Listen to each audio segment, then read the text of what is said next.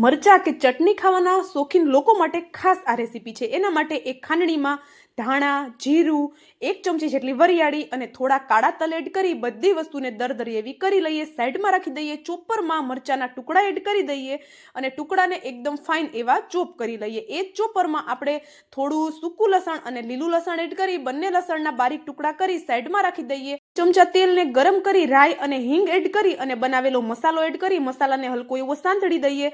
બનાવેલા મરચાના ટુકડા એડ કરી દઈએ, મિક્સ કરી અને સાથે જ લસણ એડ કરી દઈએ અને સ્વાદ પ્રમાણે મીઠું એડ કરી દઈએ। ઉપરથી કવર કરી મરચા સોફ્ટ થાય ત્યાં સુધી થવા દઈએ।